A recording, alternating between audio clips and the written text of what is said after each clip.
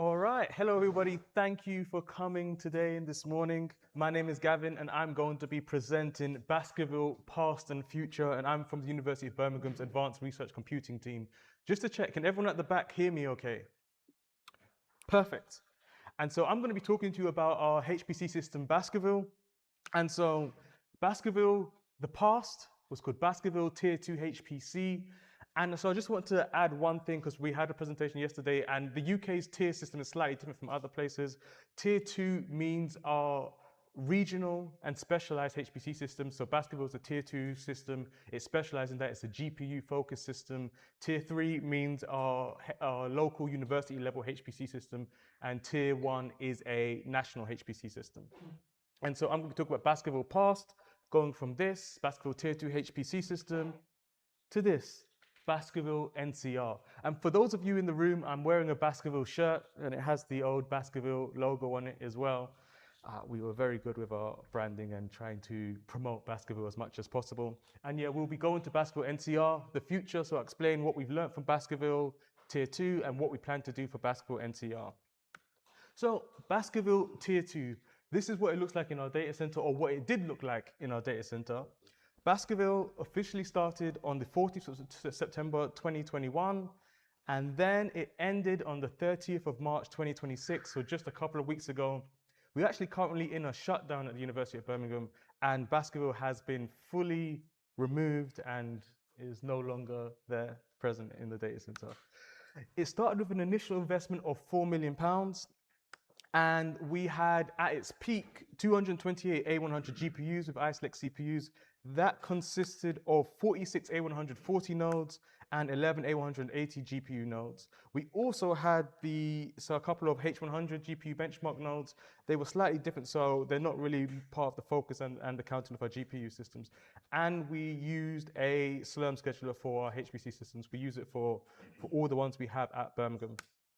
So Baskerville users, and I wanted to start talking about Baskerville users because they are a key component in trying to understand how or the best way we install software and how people access Baskerville, because it all comes together and links in one way or another. So the Baskerville users, we had over 930 total users over Baskerville lifetime, and they had 3 ways to access Baskerville. And this is very important because this also shows the skill level of the people coming in to use Baskerville. So the first way was from the University of Birmingham. Our university hosting the HPC system, they could do a local and easily filled out form to access Baskerville. And in that form, there was an expectation for them to have some HPC experience, either with our local HPC system or some other one in their form. If they had no experience, we'd probably say in their form, please try to use our tier 3 first, try things out before you get access to Baskerville. So there was some expectation of HPC experience. They'd know how our module system works. 2 was our consortium partners. So in our research partner range there, you can see a few logos: Diamond, Rosalind Franklin Institute, Alan Turing Institute. They were our 3 consortium partners. Now they had a range of experience. That means that they did not necessarily have HPC experience, but we did do annual training with them to get them accustomed and brought up to how Baskerville works and how it operates. And they had their own user support team to help filter out and triage some of the tickets before they got sent to us. And next, we had something called for EPSRC, Access to HPC, and that was by the Engineering and Physical Sciences Research Council. And they put in a much more thorough application. They are typically very well experienced, and they put the software request in the application. And one thing is, we do not get to decide if they gain access to Baskerville. They put in the application, and the research count, it will be reviewed, and they can go to many different HPC centers. And if they come to us, we do another internal review, see their software requests, and we ask ourselves a few questions. 1, can we install the software they are required? 2, can we install it in time for them to gain access to Baskerville? And if we can, then they can gain access to our system. But they normally are very experienced, very much know what they're doing, very much give them the basics, leave them alone, and they are fine. And with the users, there was a lot of self-installation. So this is via virtual environments and containers. And when we did do installation of packages, we wanted to make sure that everything we installed was utilizing the GPUs in some way or another.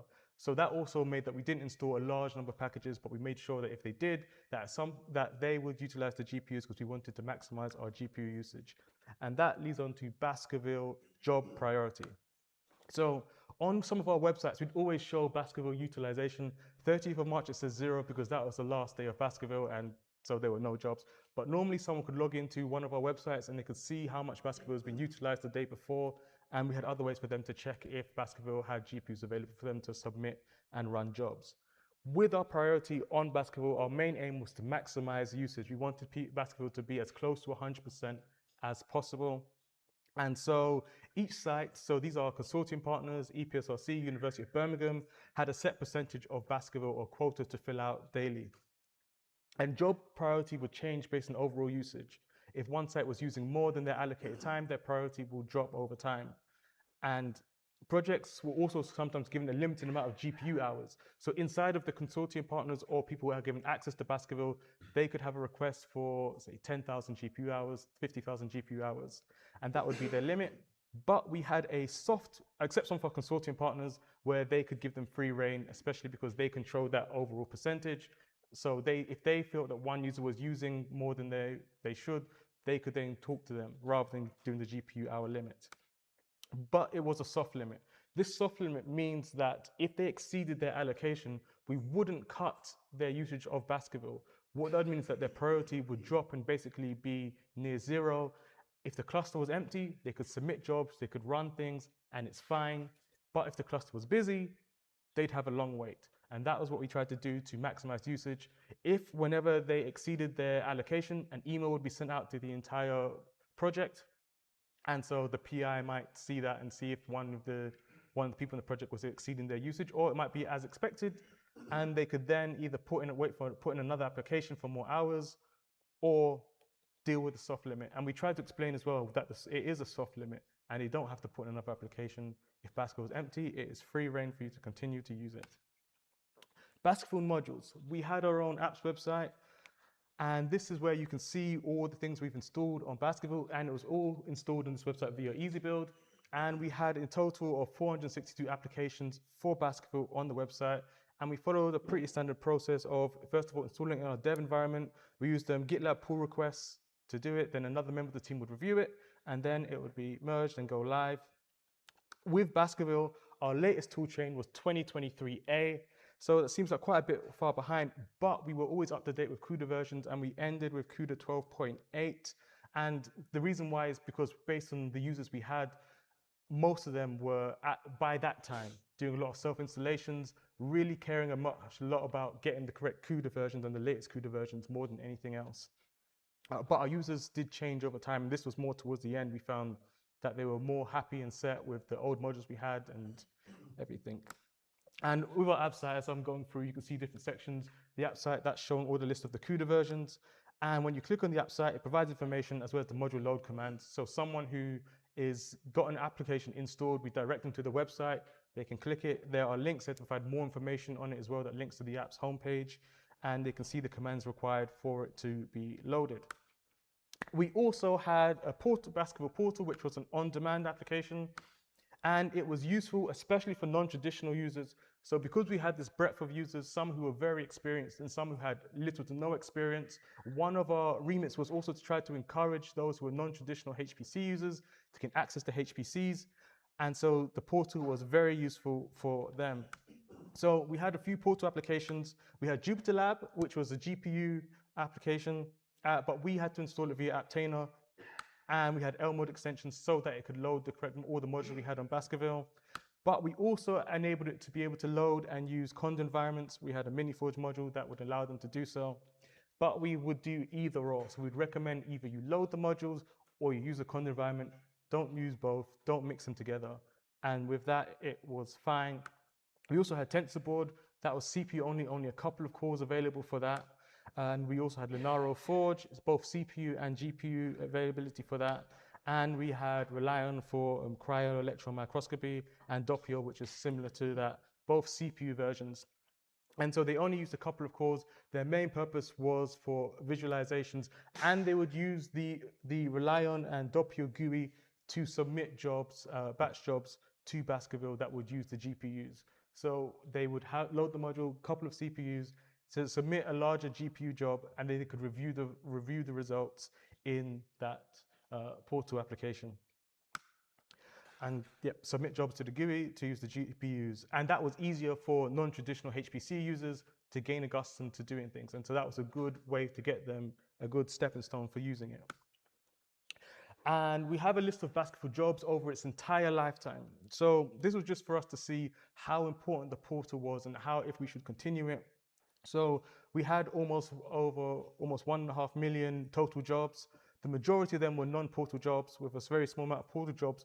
But when you go to total GPU hours, where we were reaching almost 6 million total GPU hours, the portal was well over 1 million of those jobs. So it was around 2% of total portal jobs submitted, but 18.1% of total GPU hours.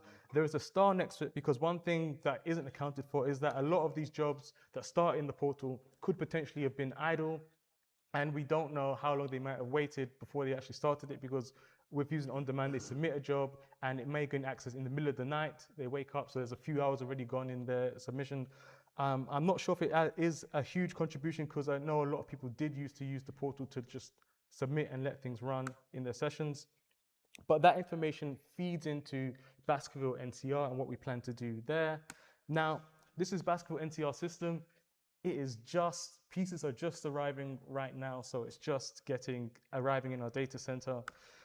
We are in the very, very, very early stages. This started with an initial investment of 18 million, and this will be consistent of Blackwell GPUs with Intel CPUs. And we hope or plan to have GPU partitioning on the system. And so there was a press release for it. One thing we do know about Baskerville NCR is that it's going to have a wider range of disciplines, a much broader range of users. We'll have no consortium partners, but we expect a higher level of experience, of HPC experience. This then leads to what we'll do with our software. Building off the strong points of Baskerville, there will be a strong emphasis on self-installation, so we'll still carry that on. We've got quite a lot of extensive documentation on how to do self-installations, and we'll carry that on and make examples available for people to use for Baskerville NCR. We'll provide up-to-date tool chains with Python versions, CUDA versions as well, and we'll do probably most likely fewer central installations than what we had on Baskerville. We'll also do on demand, but that might also potentially be reduced as well. We do expect there to be a higher level of experience in these users for Baskerville NCR. We will see, and we'll see what we gain with the first users and the first applications and see what will happen. The last thing I'll say is the Blue Bear in the room. Blue Bear is our tier 3 HPC system. And so a strong influence on what we've done on Baskerville and Baskerville NCR will be on Blue Bear, just because Blue Bear tier 3 system has more users, has more software installed with over 2,000 applications, and more extensive testing on the applications. We're using Reframe for it all. We do tend to, with Blue Bear, the majority of the apps team do work more on Blue Bear than on Baskerville, so there's more focus on that. And that is my presentation. Thank you, and also thanks for the Baskerville Tier 2 funding for the World-Class Lab Scheme. And I'll happily take any questions.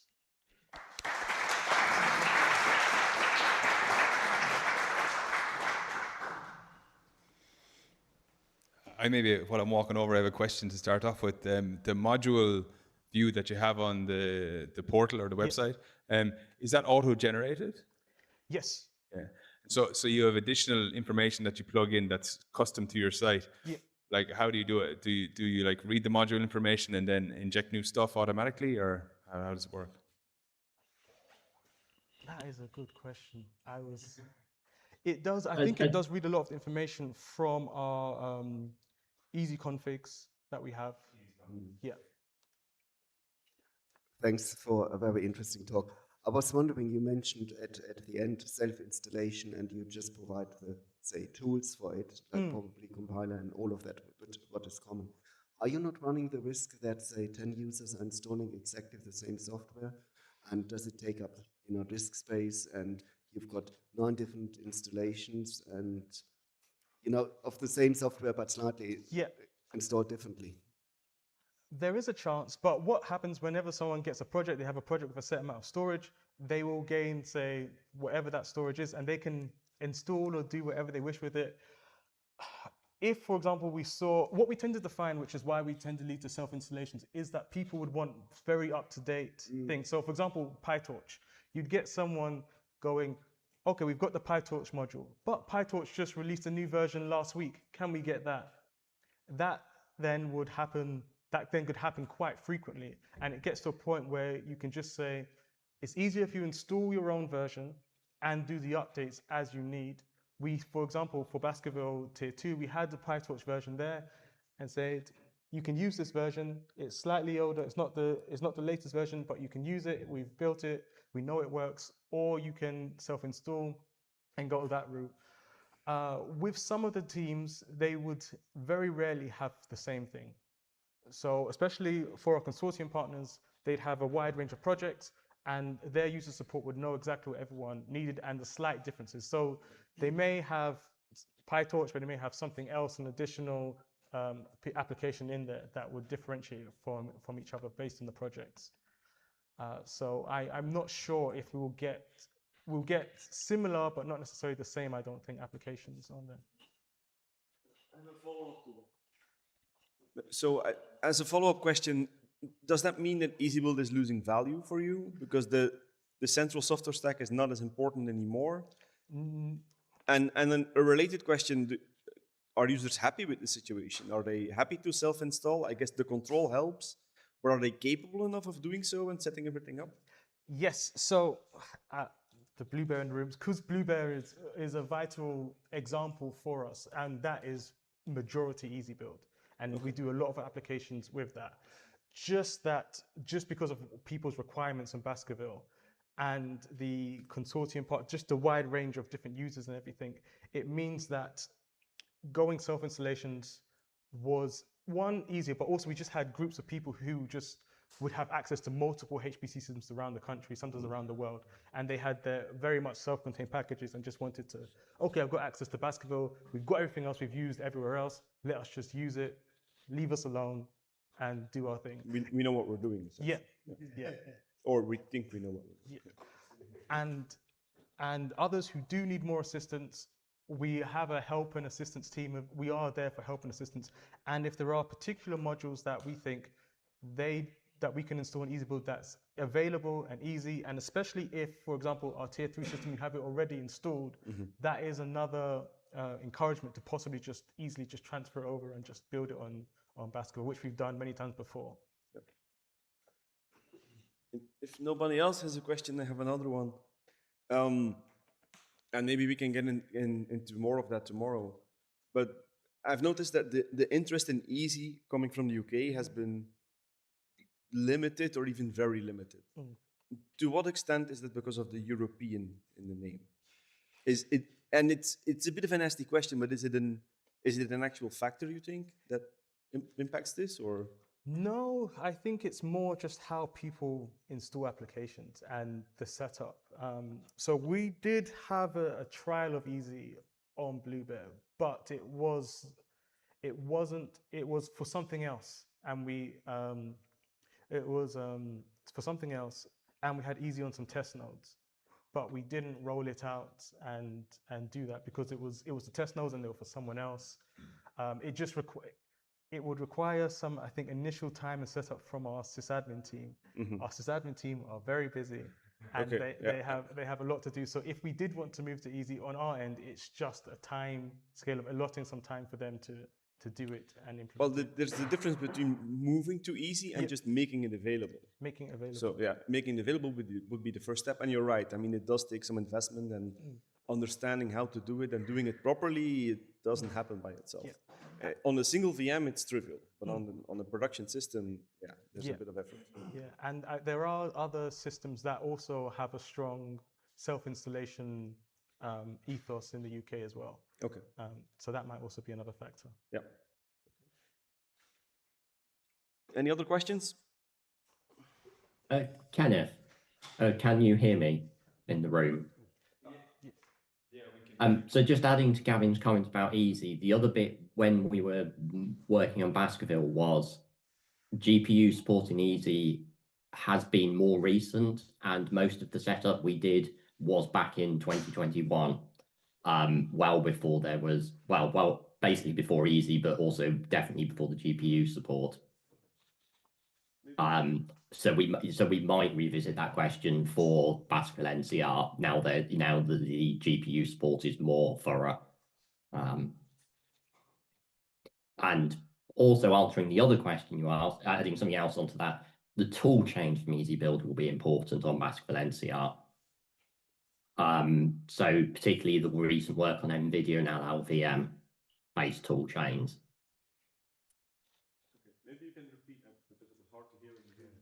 Yeah, so what Simon said was that because we did the majority of the setup for Baskerville in 2001, in 2021, that meant that Easy wasn't as well established back then. So we wouldn't have been able to possibly do those changes and implement it on Baskerville. And it might be something that might be, especially with the GPU usage. So that might be something we might look at more for Baskerville NCR. Okay. It was more to your question about Easy in the UK. I think there are a few sites, including ours, where it's more being led by CVMFS. So looking at CVMFS first, and then Easy sort of flows naturally as an interest after that. And in my personal case, it's just lack of time that I've not been able to do it, like so many other things. But I don't see any objection to that evil word in the title. So we need to get Valentin to the UK and give a CVMFS training. That would be helpful, yeah. Yeah. Okay. Good. Yeah. Thanks a lot. Perfect.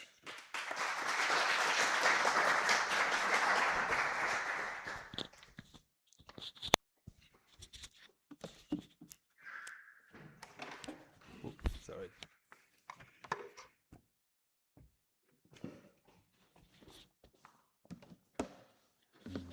Just need to stick this on you.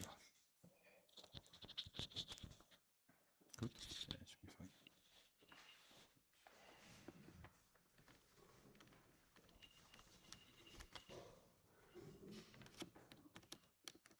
No. Let's switch back, yeah.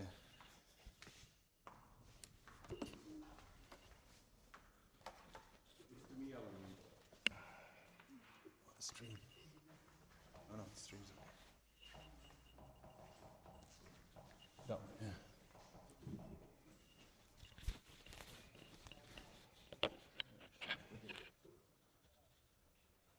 That's your background, or? Yeah. Yeah. Yeah.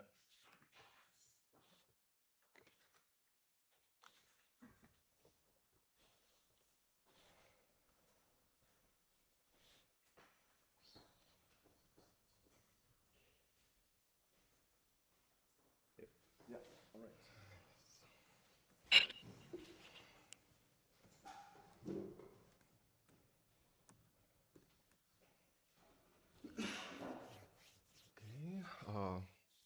Hello, EasyBuilders. Good morning, everyone. I was asked to give a brief presentation and introduce the INUITS company, my employer, and one of the sponsors of this meeting. I will also show you some statistics about the contribution to the EasyBuild done by INUITS. Sorry. Yeah. So first, a few words about me. I've been working in INUITS for almost 4 years. I'm mainly a Python developer, and over the last 2 years, I have also been working as a contributor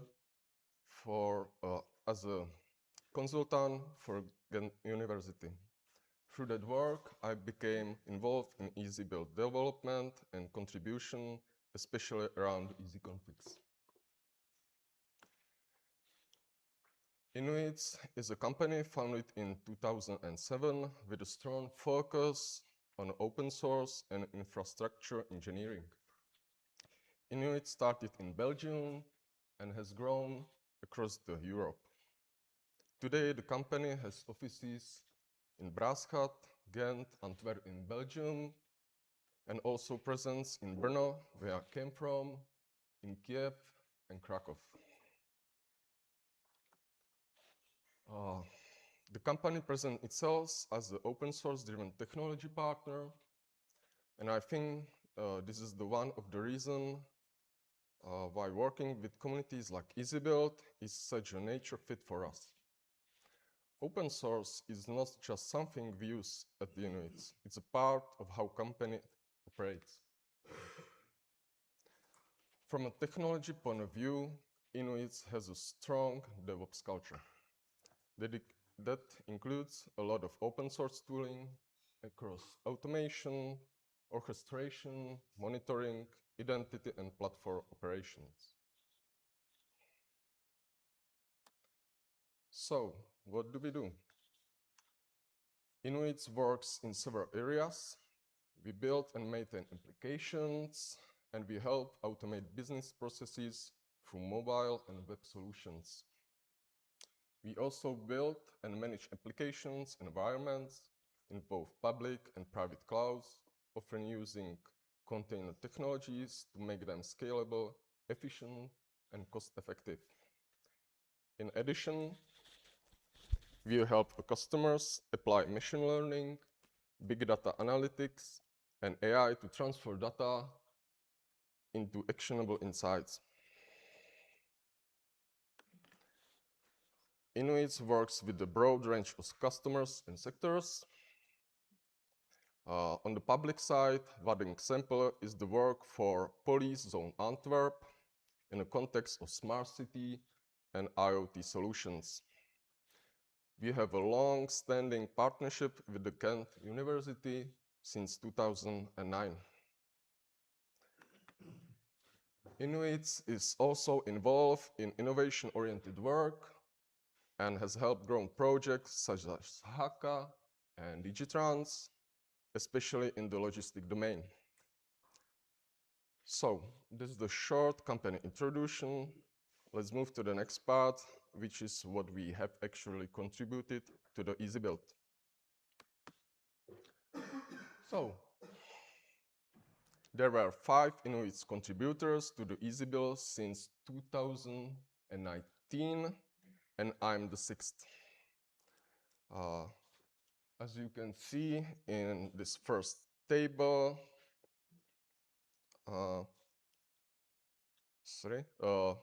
this table looks only on the easy config repository.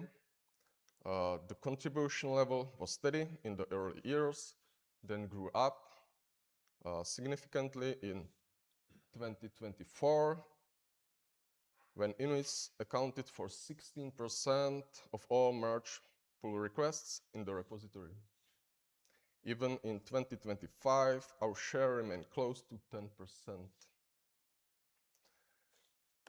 There is another table that looks specifically at newly added EasyConfig files to the repository. So while the previous table showed merge PRs, this one goes one level deeper. INUITS contributed consistently through the whole period, and the strongest year was 2024, when 658 newly added EasyConfigs came from INUITS contributors. And this corresponds to almost 22% of the total. In 2025, the absolute number stayed high at 445 EasyConfigs, which is still 13% of all newly added EasyConfigs. So this confirms that our contribution is not only visible in the PR counts. Taken together with the PR statistics, this gives a more complete picture of INUITS contributions to the EasyBuild. Finally, I would like to thank INUITS for sponsoring this meeting and for giving me the opportunity to work on EasyBuild in my role as a consultant for UGent. Thank you for your attention.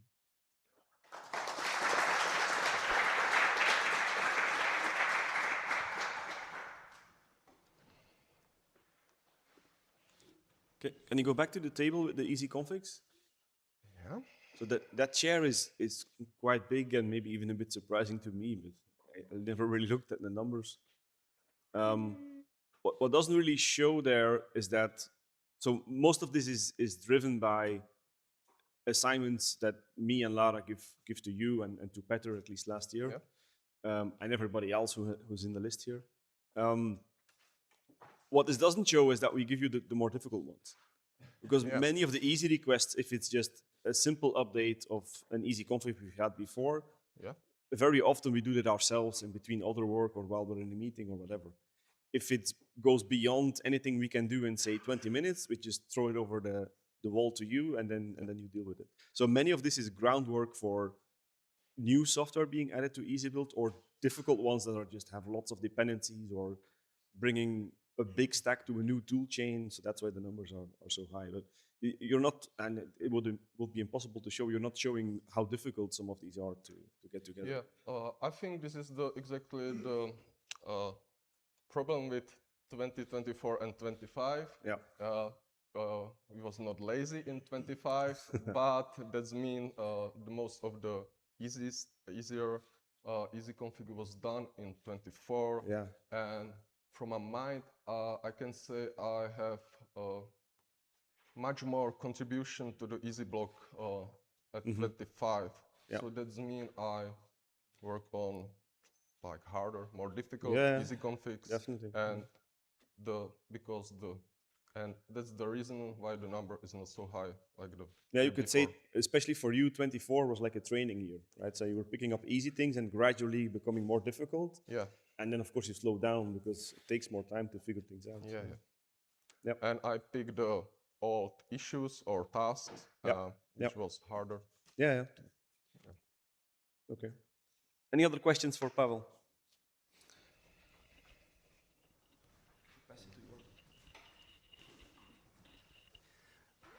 Thanks for an interesting talk. I've noticed, this is a little bit off topic, I've noticed you have Kiev as one of your offices. How are your colleagues doing there? This is a human question, not a PC question. Not Are so they good. okay? The office is not working anymore, but I think the INUITS in Ukraine are still there and not working nowadays, but I hope they will be fine. Any other questions? To what extent are you, and we'll get back to this in the next session, the discussion session, to what extent are you using AI tooling and LLMs already? I know you've been exploring that a bit, but has it been helpful? Yeah, of course. Yeah, mostly for easy configs. And what do you do exactly? Do you use it for updating existing ones, generating new ones? No. I'm debugging with the AI. So where there's some problem, I don't know. Error messages, compiler errors, yeah, these type of I things. try to discuss it with the AI and even with the two AIs and and try to figure out what's wrong during the installation. Creating patch files as well, right? To try and fix compiler errors. Very nice for patch files. Okay. Also. Yeah. All right. Yeah, let's switch. I think your talk is going to be a bit longer, so yeah, let's switch over. Thanks. Thanks a lot.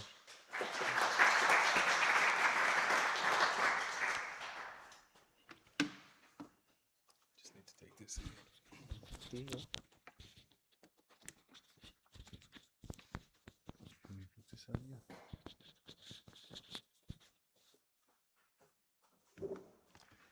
Hello, everybody. I'm Ole from Technical University of Denmark. I'm going to tell you the story about how to install and operate an HPC center by only two people. That's me and my colleague.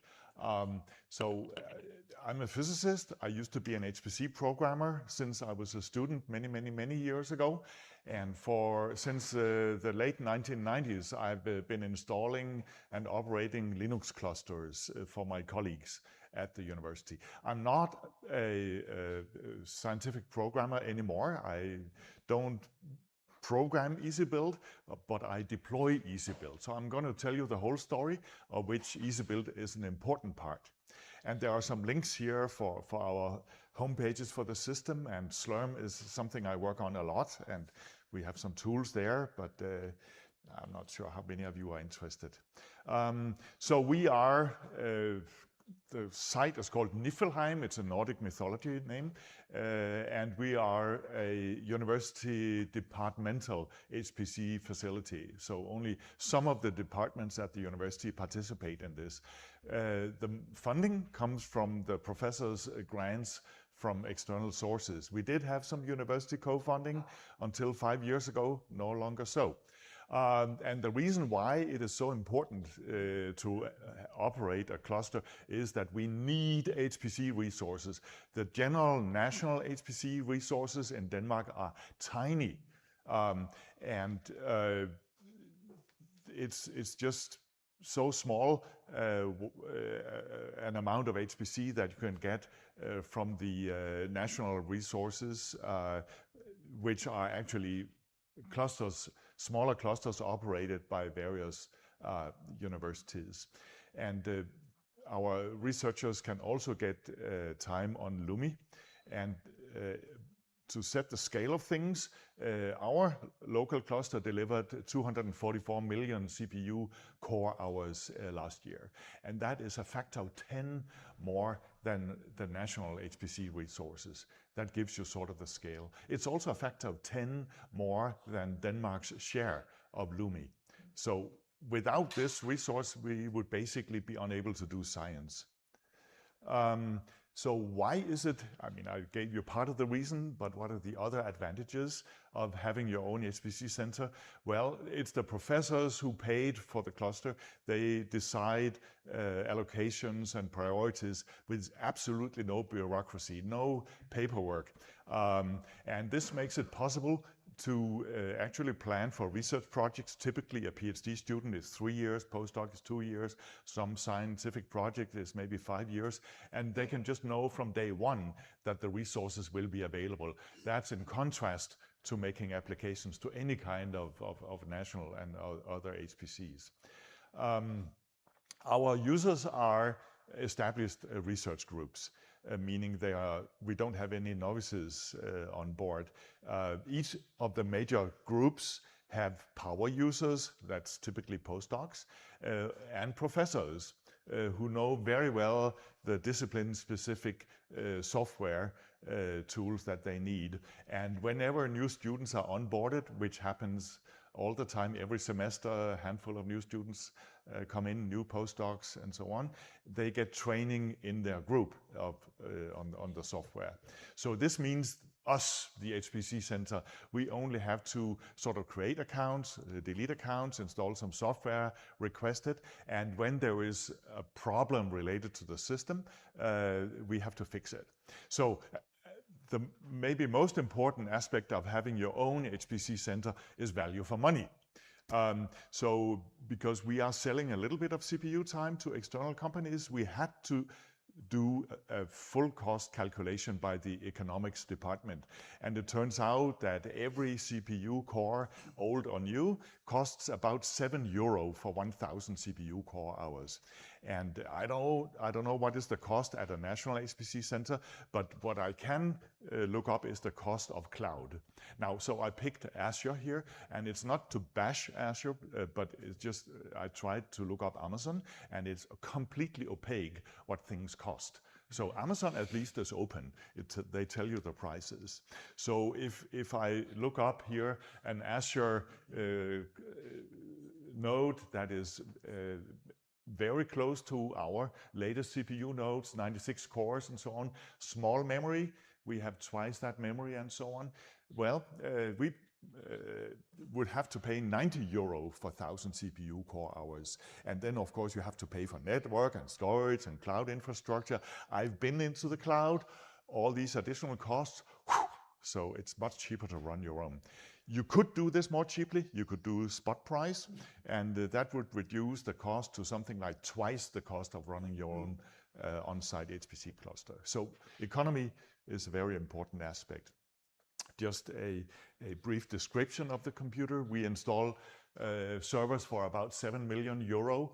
We do get a lot of infrastructure from the university. That is, we have a room. It's about half the size of this room.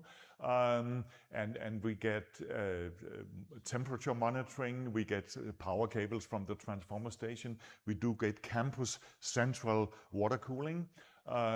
We, of course, have an internet connection, a user database for the university. When we have to do EU procurements, we do get legal assistance from the central administration. But we do ourselves the configuration of the systems, EU tender procurements, physical installation, automated OS installation with Red Hat Kickstart, and we operate the cluster all by ourselves, just 2 people. We do have some background because we both have physics PhD degrees. So the HPC system currently contains 700 compute nodes. We have spread our storage on 13 NFS file servers, and we make daily backups of all the home directories. We have, as I said, the latest generation of CPUs are these 96-core AMD, but we have some almost 10-year-old Intels as well. So this many CPU cores, theoretical peak performance, whatever that is something 2.3 petaflops. And we keep the old servers running as long as we have space. We have a little over 100 GPUs, and we really had the latest generation GPUs. We really needed to have direct water cooling. Also the same for the AMD. They are so hot that water cooling on the chips is absolutely essential. Air cooling is no-go. So anything we will do in the future will be water cooled. We have fast fabrics. I'm very happy with OmniPath. I'm less happy perhaps with Mellanox. It's very clumsy. OmniPath is built into the Linux kernel. We don't do any Lustre or Ceph or any complex kind of storage system. That also reduces the need for people quite a lot. Just simple file servers. Power usage is pretty substantial, 400 kilowatts. And the design principles which have grown out of experience is keep it simple, stupid, which is a well-known term. So as I said, we don't buy Lustre or anything fancy, hardware-wise or software-wise, unless we really have to. And we optimize the hardware for the user codes. It's not so that the users have to adapt to our choices. It's the other way around. So we buy fewer CPU cores, fast ones to have a reasonable memory bandwidth. And we have memory, I mean, the typical memory now is 768 gigabytes. We have some old ones. We have a few servers with 4 terabytes of RAM.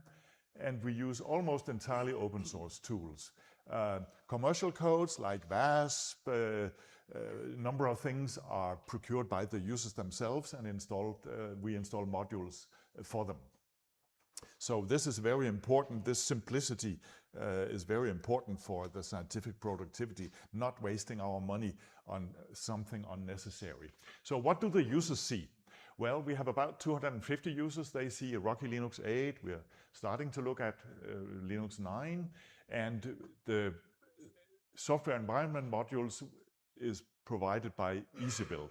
And we build modules when users request this and that code, and they really request quite a lot over the time, even obscure modules that I never heard of before.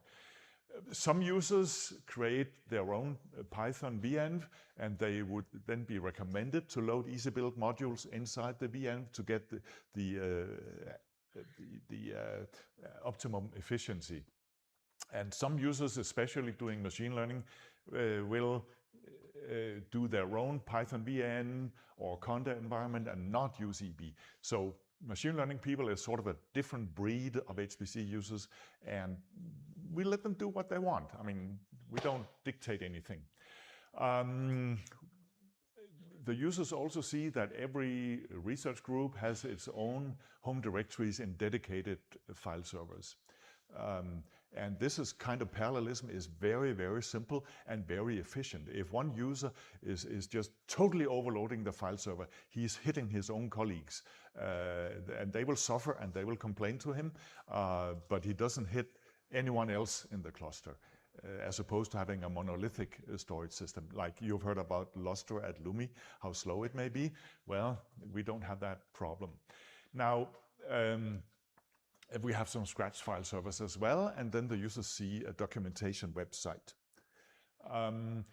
How did we deploy EasyBuild at Niflheim?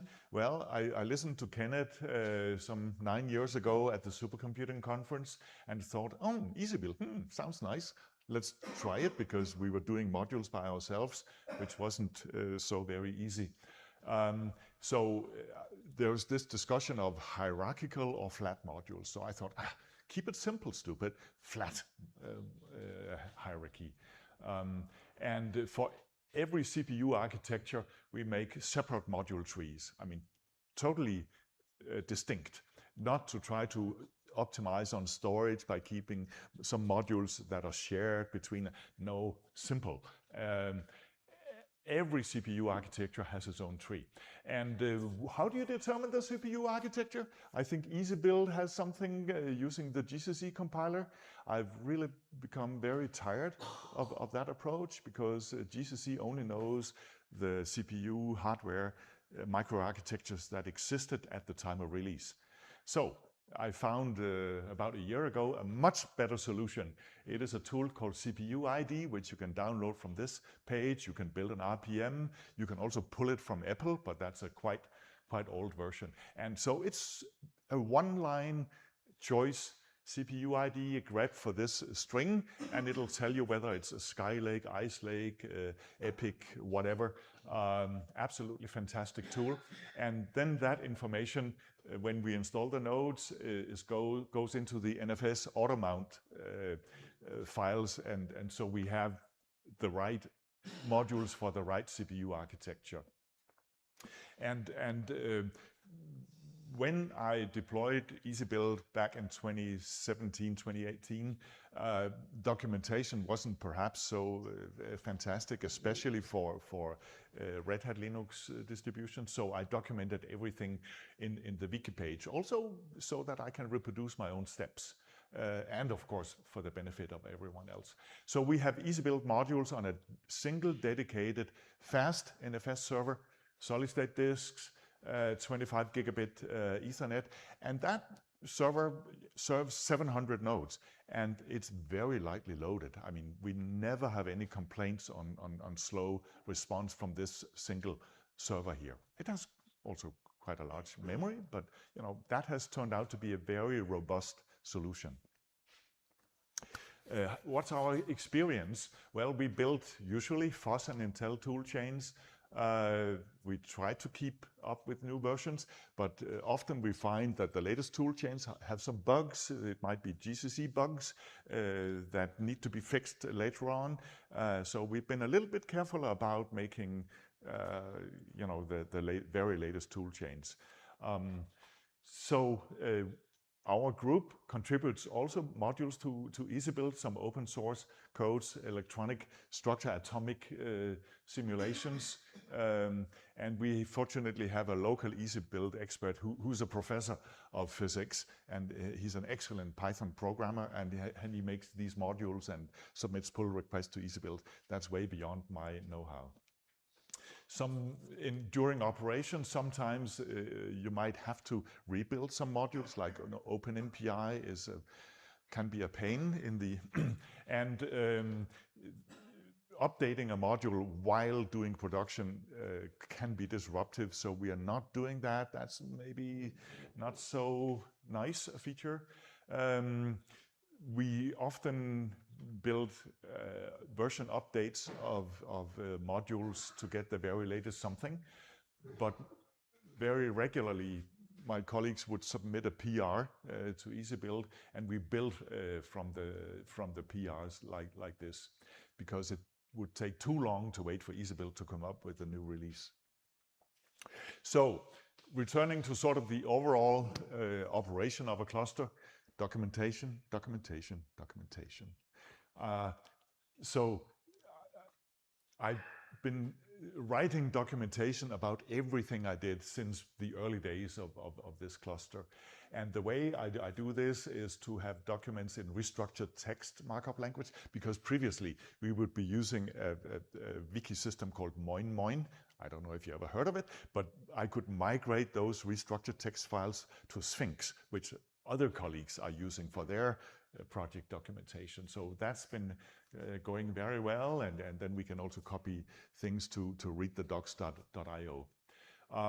So as I said, everything must be documented. We document the hardware, how to configure it, the storage systems, the network switches, how we configure firmware on the compute nodes, which is so tricky, and the documentation for a given server might be 1,000 pages just to extract the few important lines. We write it into the documentation.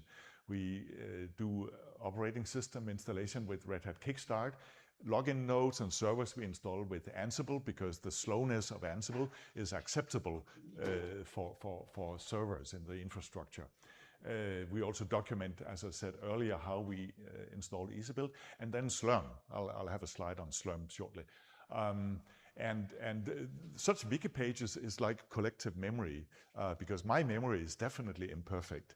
And after 6 months, I've forgotten most things. So I go to my documentation and look it up. And this is provided for everyone. I mean, if you find it useful, great, but it's really for egoistic reasons that I have it. And perhaps if one day our cluster should burn, well, we have at least the documentation out there on readthedocs.io. And as I said, we share it for everyone if they care. Slurm, almost final slide. Slurm is really what I spend most of my time working on, because that's like the batch production of our cluster. So I believe that Slurm, produced by SCEDMD, which is now a subsidiary of NVIDIA, is really crucial for productivity in a cluster. So I started with Slurm in 2017, migrating from Torque and Maui, which had become commercial, and to my knowledge, that commercial means dead. And as usual, I write everything in a wiki page. Everything I did when I was a totally naive Slurm user, knowing absolutely nothing, I wrote down every step, and this has really paid off very well in the years since. And it turns out, because I document meticulously everything we do with Slurm, it turns out that those wiki pages actually may have become a significant resource to everyone using HPC clusters all over the world. Because people come to me and say, oh yeah, I read your wiki page and about this and this and that. So, okay, thanks. And and even the Slurm consultants who deploy Slurm for customers, I met him, one guy at SC24, and he said, are you Ole? Wow, I use your wiki pages all the time when I introduce new customers, which is kind of amazing and surprising to me. But deploying an HPC cluster according to SCEDMD's recipes is only part of the solution. Because then you have a lot of questions about what are the users' jobs actually doing? What is the state of the compute nodes? Are they idle? Are they crashed? Things like that. So many questions come up which are not really answered by SCEDMD. And even though in principle you can get the information using sinfo or SQ or saccount manager, blah, blah, blah, it is so complicated to get it. So I wrote a lot of add-on Slurm tools to supplement what SCEDMD provides. And this is available in GitHub. I won't go into any details about that. You can ask me afterwards. So 20 minutes has passed. I'm going to conclusions briefly then.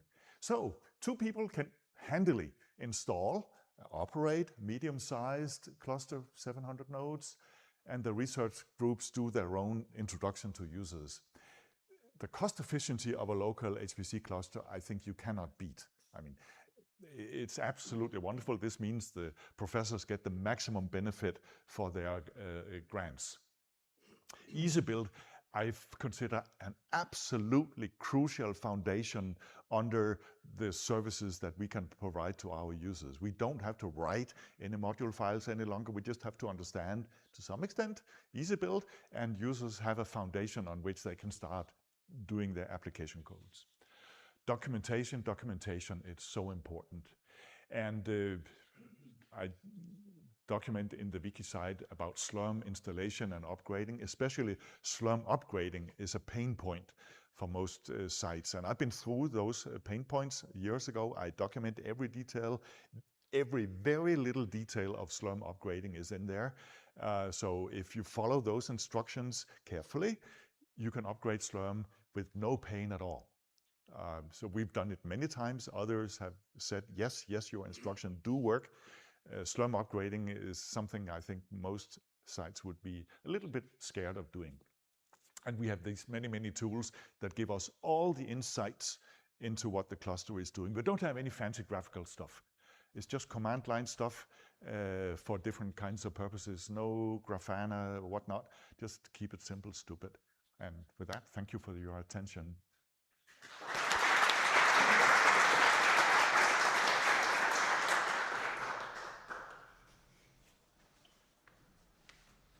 Questions? So do you use the job feature of EasyBuild? Job feature? Nope, because I don't know what it is. Okay, so it submits, if you do a big build, it submits each build as a job. We do that manually, but I would like to learn how to do that in a better way. I mean, we create a Slurm job and submit it. Yeah. So the advantage of job would be that it would build it would be parallel jobs with dependency tracking. So you would build all the dependencies. So if you build a PyTorch and you have, the entire tool chain, most of that could be built in parallel. So it's a pretty nice feature. When we build a new tool chain, it's not really an issue. Just go EB something and it'll grind for 2, 3, 5 hours per architecture. Not a problem. But I'd like to learn from you. I was thinking, do you compare, each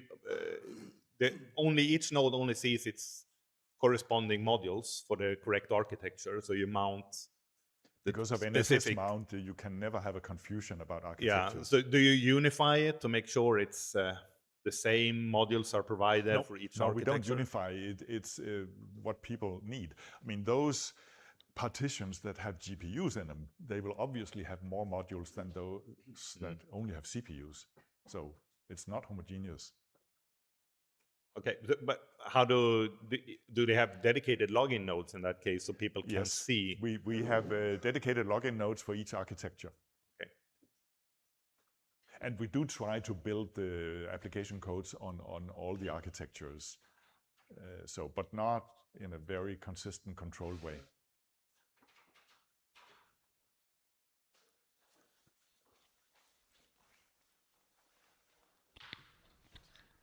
Thank you.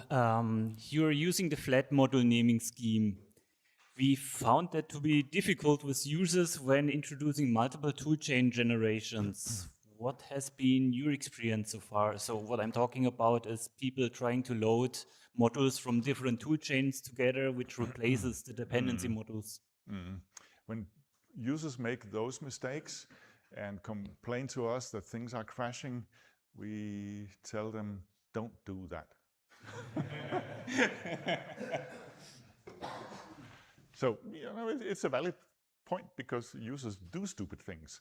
And so that's part of our user support, to persuade them not to do it. Okay, thanks. Keep it simple, stupid, right? Who's first? I just wanted to confirm that indeed in the last couple of years I've hit your pages multiple times and we use them also in our cases. For Slurm or for something else? For Slurm, like trivial things. Sometimes you don't remember some as account manager command or some, what was this reservation parameter, and also for Slum upgrades, because we do them.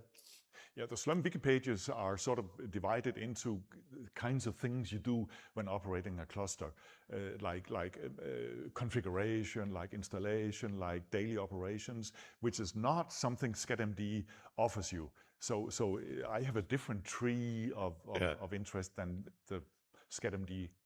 I just wanted to confirm that I've indeed hit it, and probably everyone. I don't know if they remember, but probably everyone. But maybe also a fact you might not have thought about, or maybe you have, but you had this on your slide that it's collective memory. Yes. And you might have single-handedly also taught all of the LLMs to use Slurm and be helpful for everyone entering some questions into the LLMs. Yeah. Because they certainly parse your resources. Yeah.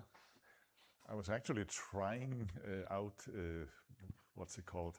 This LLM from Microsoft, whatever, to make some Slurm script to do something, and the answer was really unusable. So LLMs haven't really picked up fully. Any more questions? We're just watching the clock. It's 10. Yeah, we should wrap up. One thing you mentioned, updating modules in production is a pain. We're working on an answer for that. So Bart is going to talk about this afternoon with the bubble wrap thing. That should be very interesting. And another quick question I had is you mentioned that users request a lot of software. Have you looked to what extent they actually then also use those modules? No, because we don't do any statistics. We have done that in Ghent, and it was surprising. Many people are asking for something and then never use it. So we put a lot of effort and time, and especially into new requests, hours, even days sometimes, to get something working. Then we install it, we send them the email, we never hear back. That's okay. But then if you actually check if modules are being loaded, they were never loaded. So you may be in for a surprise if you actually look into usage. The thing is that we, the HPC operators, the two people, are sitting in the research groups, and people would come to us, and they would really have to explain why they need maybe this it's and different so on. for So we you. have a close, I mean, there was a short distance between the user and the administrator, which probably helps, but I agree about this concern. Yeah, for us it was a bit of a surprise, and it made us do, let's say, request better motivation when installations, and also telling them when an installation is done, how much effort we put into it, and we translate that to money. We don't make them pay, we just say, this costs like €1,000. Yeah, you should tell the professor, not the user. Yeah, but it trickles up. The users get scared and they talk to the professor. We actually, in the Slurm tools, we provide also Slurm power usage on the compute nodes. You can see on the accounting statistics how many CPU hours, how many megawatt hours did each user spend. I hope that also trickles up eventually. Exposing that is helpful. Okay, let's wrap it up here. Thanks a lot, Ole.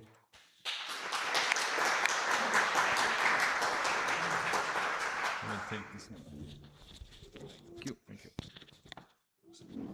Timing, but that's no, you were good. Yeah, great. I couldn't see my phone because it went into screensaver. Timing was perfect. Let me stick this on you. I have to do the change. Sure, yeah.